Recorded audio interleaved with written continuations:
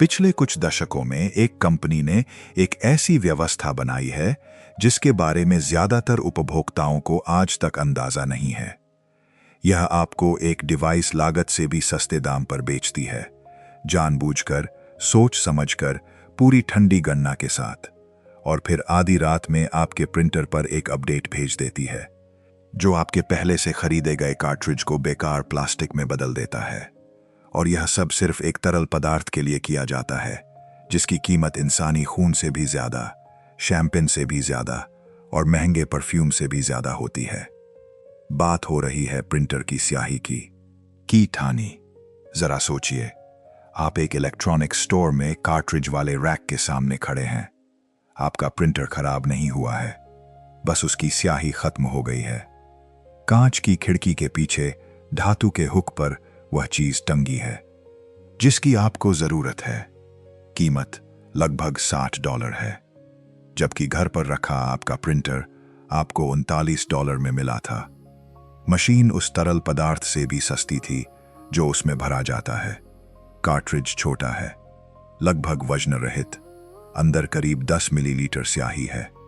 अगर इसे प्रति लीटर के हिसाब से देखें तो यह धरती के सबसे महंगे तरल पदार्थों में से एक बन जाता है। मेडिकल खून से भी ज्यादा महंगा, प्रीमियम शैंपेन से भी ज्यादा महंगा, किसी मशहूर परफ्यूम की बोतल से भी ज्यादा महंगा, जबकि इसकी संरचना है पानी, रंग द्रव्य और कुछ रासायनिक स्टेबलाइजर जिनके उत्पादन में गिनती के सेंट खर्च होते हैं।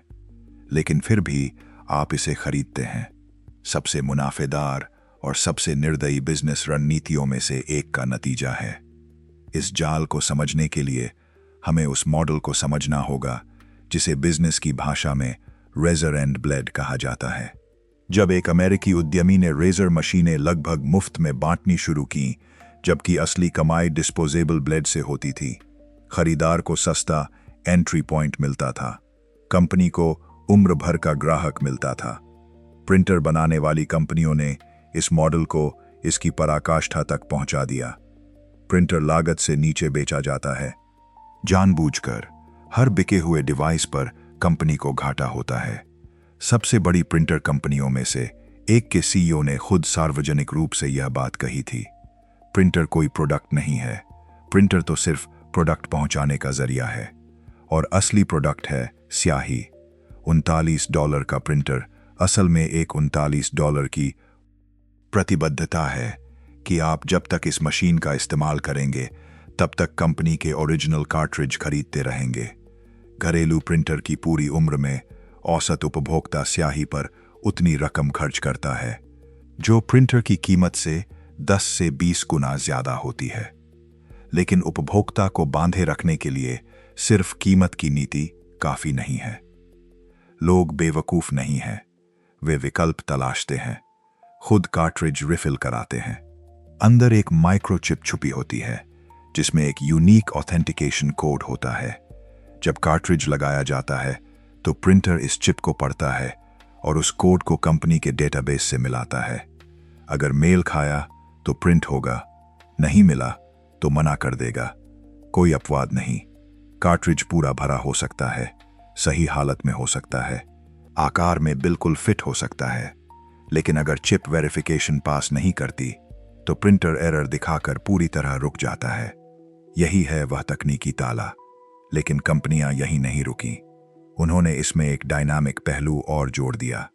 इंटरनेट कनेक्शन के जरिए प्रिंटर को फर्मवेयर अपडेट मिलते हैं, आधिकारिक तौर पर सुरक्षा बढ़ाने और परफॉर्मेंस सुधारने के लिए।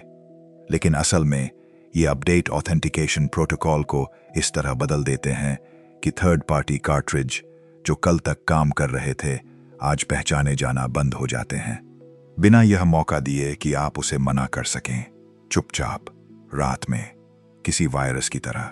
2019 में सबसे बड़ी प्रिंटर कंपनियों में से एक के खिलाफ इसी प्रैक्टिस को लेकर एक क्लास एक्शन मुकदमा दायर किया गया था।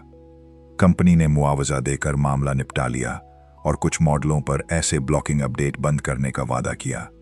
बहुत से लोगों ने मान लिया कि कहानी यहीं खत्म हो गई। यह खत्म नहीं हुई।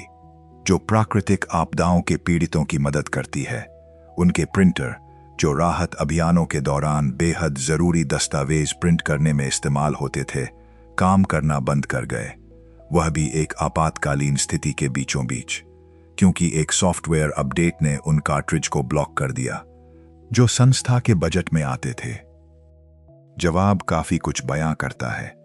उसने कहा कि उसने कभी अपनी शर्तें छुपाई नहीं और कार्ट्रिज में लगी चिप उपभोक्ताओं को नकली उत्पादों और सुरक्षा खतरों से बचाती है।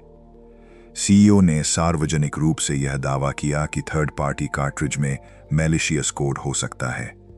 जिन पत्रकारों ने इस दावे की पड़ताल की, उन्हें इसके समर्थन में लगभग कोई सबूत नहीं मिला, सिवाय उन अध्ययनों के जिनकी फंडिंग खुद उसी कंपनी ने की थी। सीएफओ ने निवेशकों से बात करते हुए स्याही सब्सक्रिप्शन मॉडल को एक ही शब्द में बयां किया, रिटेंशन, यानी ग्राहक को जकड़े रखना। ग्राहक सेवा नहीं, साझेदारी नहीं, रिटेंशन। और अब बात उस शहर की जिसने इस ताले को तोड़ने की ठानी। ग्वांगडोंग प्रांत के दक्षिणी तट पर, मकाओ के सामने, एक ऐसा शहर है जिसके बारे में ज्यादातर लोगों ने कभी नहीं सुना। यह चीन के सबसे मशहूर औद्योगिक केंद्रों की सूची में नहीं आता, लेकिन एक खास उद्योग में यह शहर बिना किसी शक के दुनिया की राजधानी है। यहां दुनिया भर के 70% से ज्यादा कंपैटिबल प्रिंटर कार्ट्रिज बनाए जाते हैं। 70% सिर्फ एक शहर से। यह कहानी 90 के दशक की शुरुआत में शुरू हुई, जब बड़े पश्चिमी ब्रांडों के प्रिंटर चीनी दफ्तरों में बड़ी संख्या में आने लगे। एक कार्ट्रिज की कीमत औसत कर्मचारी की एक हफ्ते की कमाई के बराबर होती थी। छोटी छोटी दुकानों ने खाली कार्ट्रिज इकट्ठा करना, उन्हें स्थानीय स्याही से भरना और ओरिजिनल से 5 गुना सस्ते दाम पर बेचना शुरू कर दिया। शुरुआत में क्वालिटी बहुत खराब थी, स्याही फैल जाती थी, रंग मेल नहीं खाते थे, कार्ट्रिज लीक होते थे, लेकिन कीमत ने सब तय कर दिया। अगले कुछ दशकों में ये छोटी दुकानें फैक्ट्रियों में बदल गईं। केमिस्टों ने ऐसे स्याही फॉर्मूले बनाए जो ओरिजिनल की गाढ़ापन, सूखने का समय और रंगों की सटीकता को बिल्कुल दोहराते थे। इंजीनियरों ने कार्ट्रिज के बॉडी को इतनी सटीकता से बनाना सीख लिया कि वे बिल्कुल फिट बैठें। और सबसे अहम बात, माइक्रो इलेक्ट्रॉनिक्स के विशेषज्ञों ने ऑथेंटिकेशन चिप्स को रिवर्स इंजीनियर करना सीख लिया। यह एक निर्णायक मोड़ था।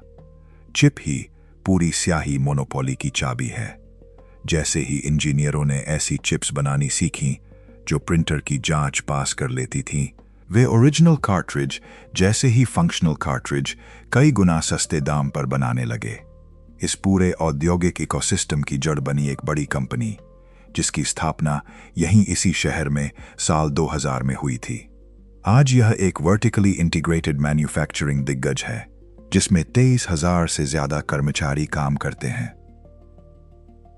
यह कंपनी हर महीने 30 लाख से ज्यादा कार्ट्रिज बनाती है।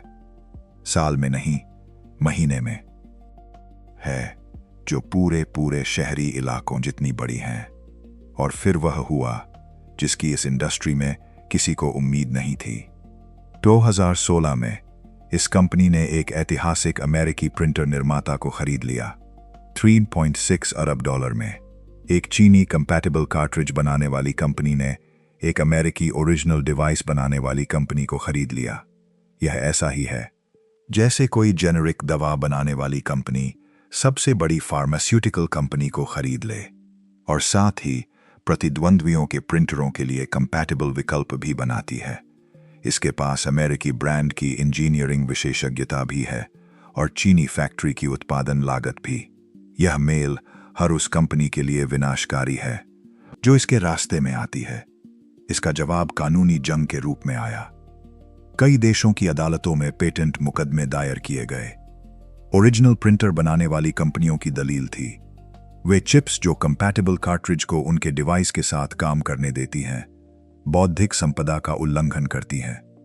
दूसरे पक्ष की दलील थी, जिसने प्रिंटर खरीदा है उसे उसमें कोई भी रिफिल इस्तेमाल करने का अधिकार है। मुकदमे अभी भी चल रहे हैं, लेकिन एक बात से साफ पता चलता है कि जीत किसकी हो रही है। मुकदमों के बावजूद, फर्मवेयर अपडेट के बावजूद, कॉरपोरेट कानूनी टीमों की पूरी ताकत के बावजूद कंपैटिबल कार्ट्रिज का बाजार लगातार बढ़ रहा है। उपभोक्ता लगातार वैकल्पिक स्याही खरीद रहे हैं। इंजीनियर लगातार नए ऑथेंटिकेशन प्रोटोकॉल को क्रैक कर रहे हैं और हर बार पहले से तेजी से। इंजीनियर उसे क्रैक कर देते हैं। नया अपडेट आता है, उसका नया तोड़ निकल आता है। पहले इसमें महीनों लगते थे, अब बस कुछ हफ्ते। और नई ब्लॉकिंग सिस्टम बनाने पर खर्च हुआ हर डॉलर न तो प्रिंटर को बेहतर बनाता है, न प्रिंट क्वालिटी सुधारता है, न ही उपभोक्ता के लिए कीमत घटाता है। यह पूरी तरह डिफेंसिव खर्च है। एक टैक्स जो उपभोक्ता से वसूला जाता है ताकि हजारों प्रतिशत के मुनाफे को बचाया जा सके। सबसे बड़ी प्रिंटर कंपनी के सिर्फ रिफिल डिवीजन की सालाना कमाई करीब 14 अरब डॉलर है, जिसे बनाने में $1 खर्च होता है। चिप्स और फर्मवेयर से सुरक्षित, जिनका इकलौता मकसद यही है कि आप वही चीज सस्ते में न खरीद पाएं। यह मोनोपोली 20 साल तक चली। फिर चीन के एक शहर ने, जिसके बारे में किसी ने कभी नहीं सुना था, इसे तोड़ने की ठान ली। बातचीत से नहीं, लाइसेंसिंग समझौतों से नहीं, महीने 30 लाख कार्ट्रिज से। उसकी असली कीमत क्या है? और हर मामले में कोई न कोई सामने आया जिसने इस राज को खोलने की ठानी। अब आप भी यह जान चुके हैं, और अगली बार जब आप उसी कार्ट्रिज वाली खिड़की के सामने खड़े होंगे तो आप उसे एक अलग नज़र से देखेंगे। अगर इस वीडियो ने आपके घर के प्रिंटर को देखने का नज़रिया बदल दिया है तो लाइक करें और सब्सक्राइब करें। नोटिफिकेशन ऑन कर लें ताकि अगला एपिसोड मिस ना हो। और कमेंट में बताएं आप किसके साथ हैं, उस कॉरपोरेशन के जो प्राकृतिक आपदाओं के दौरान कार्ट्रिज ब्लॉक कर देता है, या उन इंजीनियरों के जो हर बार ताला खोलने का कोई ना कोई तरीका ढूंढ ही लेते हैं।